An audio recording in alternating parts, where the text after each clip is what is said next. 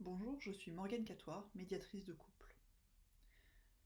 Après une infidélité, beaucoup de personnes ressentent des émotions et des élans extrêmement contradictoires et c'est très déroutant. Un jour, ou même dans la même heure, elles ressentent de la colère, puis de l'attachement, puis de l'amour, puis l'envie folle de partir immédiatement, puis à nouveau le doute et de la confusion, beaucoup de confusion. Et très souvent une question surgit. Comment est-ce possible de ressentir tout ça en même temps ? Dans cette vidéo, je voudrais vous aider à comprendre pourquoi cette oscillation émotionnelle est fréquente et pourquoi elle ne dit rien de négatif de vous, ni de votre capacité à décider plus tard. Après une infidélité, des émotions opposées peuvent coexister sans que cela ne signifie que vous êtes incohérent ou instable. En effet, quand une relation est ébranlée par l'infidélité d'un conjoint, il se passe quelque chose de très particulier. Le lien qui fait souffrir est aussi le lien qui a compté et qui compte encore. La colère apparaît parce qu'il y a une blessure, une rupture de la confiance et parfois même un sentiment de trahison.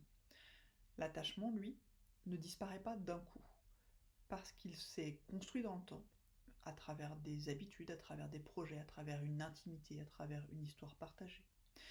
Ces deux réalités ne s'annulent pas, elles coexistent.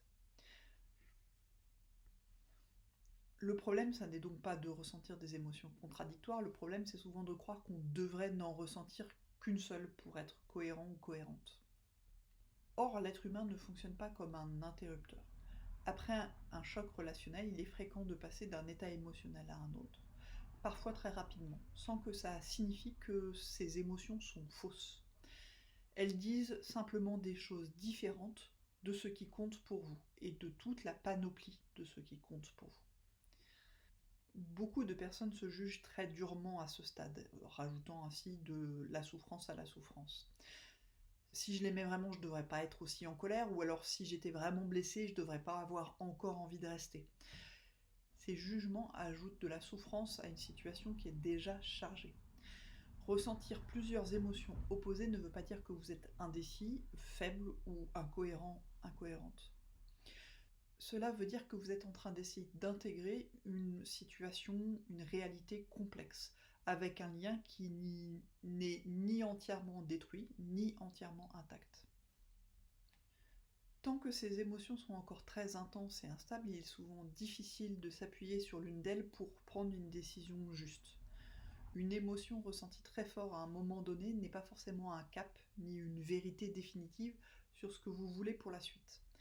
Comprendre cela peut déjà soulager beaucoup de pression.